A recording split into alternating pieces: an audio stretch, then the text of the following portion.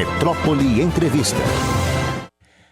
A gente conversa agora com o vice-presidente do Gabinete Português de Leitura, Daniel Bento, falando um pouquinho sobre a atual situação de abandono do local, a importância cultural desse equipamento para a Bahia. Olá, muito boa tarde, Daniel, tudo bem? Tudo bem, boa tarde a todos, boa tarde aos ouvintes também. Inicialmente falando do abandono, eu digo em especial do entorno ao gabinete, né? O prédio do gabinete, mesmo com bastante dificuldade, a nossa instituição se mantém e mantém o prédio em boas condições para visitas, para acesso à biblioteca, de onde eu estou fazendo a transmissão no momento, e para os cursos que nós temos tradicionais daqui, como os cursos de redação em gramática, língua portuguesa e literatura. Então, vice-presidente, ele é localizado em um dos locais mais movimentados da cidade, que é a Praça da Piedade, e tem lutado contra o esquecimento. Não sei se parte da sociedade sabe que funciona esse equipamento lá. Então, eu queria que você falasse de uma forma mais resumida, porque a história é grande, mas um pouquinho da trajetória da história desse equipamento e a importância dele para o Estado. Certo. Historicamente, a instituição fez 159 anos nesse mês de março, né? O prédio é um pouco mais recente, porque já é a terceira sede. O prédio tem 104 anos. Como o centro de Salvador, centro econômico e empresarial, foi essa região aqui da Avenida 7, Praça da Piedade, comércio, o gabinete estava localizado na parte principal da cidade, então tinha um maior fluxo de pessoas que visitavam o gabinete. O gabinete ele nasceu com a finalidade de ser uma biblioteca, embora privada, mas com acesso público, permanece até hoje, e isso era um dos motivos da grande frequência aqui do gabinete. Também os jornais, que não apenas daqui de Salvador, mas os jornais do Brasil, de Portugal e alguns outros países europeus, que eram disponibilizados aqui. Então tinha bastante procura à época. Com a migração do final dos anos 80 para o começo dos anos 90, a migração dessa parte empresarial da cidade de Salvador para o lado do Iguatemi e para Tancredo Neves, nós vimos uma diminuição efetiva aqui das visitas ou do interesse por essa região. Essa região passa a ser um pouco menos lembrada, de maneira geral, pelo poder público, e a partir disso começamos a observar, principalmente da década de 90 para 2000, algumas mudanças e um certo desordenamento nessa região. Isso foi um pouco mais agravado recentemente e durante a pandemia para o momento atual, para o início da pandemia para o momento atual, vemos de maneira mais significativa ainda. E, atualmente, quais são os principais problemas de estrutura, de relacionamento, talvez? Vocês têm um diálogo com o poder público? Fala um pouquinho sobre essas deficiências que você diagnosticou. Temos sim. Nós seguimos, na verdade, não apenas o gabinete, mas o Instituto Geográfico e Histórico, que é nosso vizinho aqui do lado, o prédio do OAB também. A princípio esses três, mas mais recentemente com o apoio do Center Lapa e do Shopping Piedade, buscando um diálogo com o poder público no sentido de tentar melhorar a organização do uso do solo dessa região. Primeiro, efetivamente, o cumprimento da maneira que deve ser utilizado, sem olvidar da situação atual, social atual e as dificuldades que enfrentamos, que o país enfrenta no momento, e que, como uma consequência, gera um aumento do comércio informal, mas que precisamos, de alguma maneira, equalizar de uma forma suficientemente razoável para todos, né? E falando agora sobre as atividades do local, o que é que vocês têm oferecido atualmente? Tem cursos, né? Inclusive, fala um pouquinho sobre isso. Isso. Bom, a biblioteca sempre vai estar disponível. Então, esse foi a finalidade da fundação. Então, isso é mantido. O acesso pode ser feito contato, seja por e-mail, com link no site do gabinete, ou redes sociais.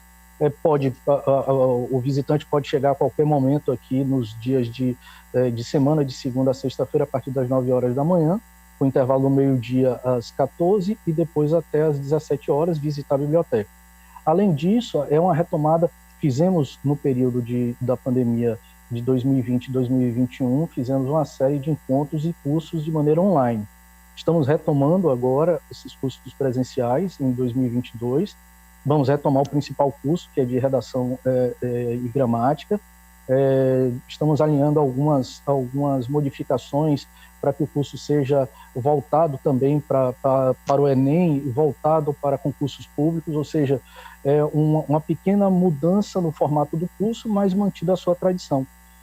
Outros cursos também integrarão, vamos fazer cursos presenciais. Na verdade, presenciais vão ser híbridos, presenciais, com transmissão em real time, né? Seria síncrono também, para ampliar a capacidade de alunos daqui para a instituição. Vamos ter curso de metodologia científica, vamos iniciar isso. Até então o gabinete não tinha feito presencialmente, mas vamos começar a fazer agora no ano de 2022. Vamos ter uma exposição de arte do artista plástico Carlos Mota a partir de abril. Ela deve ficar entre dia 19 de abril e 20 de maio, acredito que seja mais ou menos esse período, mas é abril a maio. E continuamos algumas outras atividades além dos cursos, né? E vocês também vão realizar uma exposição do pintor português Carlos Mota. Fala um pouquinho sobre isso. Isso está sendo uma modificação, vai ser no Salão Nobre daqui, um andar de cima. Então o salão está passando por não é uma reforma, mas uma adequação para uma exposição de arte de um patamar como esse, né? Já começamos a retirar todos os móveis que estão lá em cima, e modificação de iluminação, enfim, para adequação para uma exposição desse porte, mas vai ser muito interessante para Salvador. A gente está conversando com o vice-presidente do Gabinete Português de Leitura, Daniel Bento. Ainda voltando um pouco a falar sobre a estrutura do local, do equipamento, vocês têm um projeto de restauro, modernização do GPL e tem uma expectativa também de um financiamento do governo federal. Como é que está o andamento disso? A expectativa é de que vocês sejam de fato contemplados? Sim, tivemos a ideia de submeter esse projeto. De fato, o gabinete precisa, com recursos próprios, não seria viável fazer uma obra desse porte.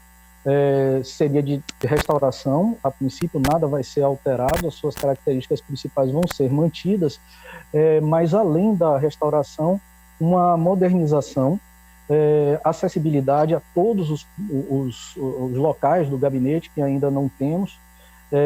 Isso, então, faria com que qualquer ponto do gabinete pudesse ser utilizado para qualquer tipo de evento. E, além disso, essa modernização conta com algumas questões de sustentabilidade. Então, captação de energia solar, captação de água para reuso, nós vamos utilizar também. Então, é um projeto que pensa da restauração, a modernização, a sustentabilidade. Daniel, Chico Kertz aqui, boa tarde. Boa tarde. Aproveitando aqui essa entrevista e fugir a pauta um pouquinho, que é de meu costume, você ainda anda praticando saxofone? Opa, ainda ando, sim. Continuo sendo saxofonista. Você tocou, para quem não sabe, você tocou por muitos anos na banda Cheiro de Amor. É isso? Isso. Mais de 10 anos. Eu queria que você falasse um pouquinho dessa experiência, para quem não sabe, porque a gente vê hoje o vice-presidente do Gabinete Português de Leitura e jamais imaginaria que esteve no Axé Music. É verdade. Sim, eu comecei a tocar muito cedo, então criança, ainda com 10 anos, aí participei da escola de música, da UFLA, foi minha primeira experiência acadêmica, né? Minha primeira formação foi lá, e com 14 anos eu já era músico profissional, já viajava pelo país com Axé Music.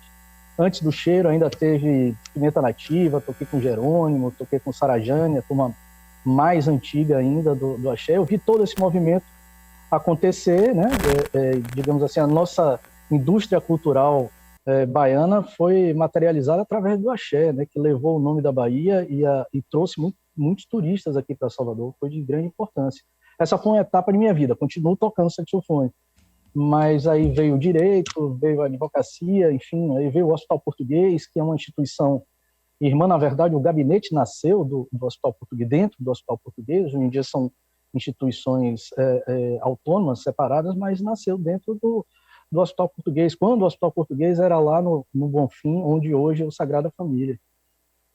Que massa, é muito bom saber um pouco de sua história e da história do Gabinete Português de Leitura. Obrigado, viu, Daniel, por sua participação aqui com a gente. Hoje eu não podia deixar de dar essa informação para quem não sabe.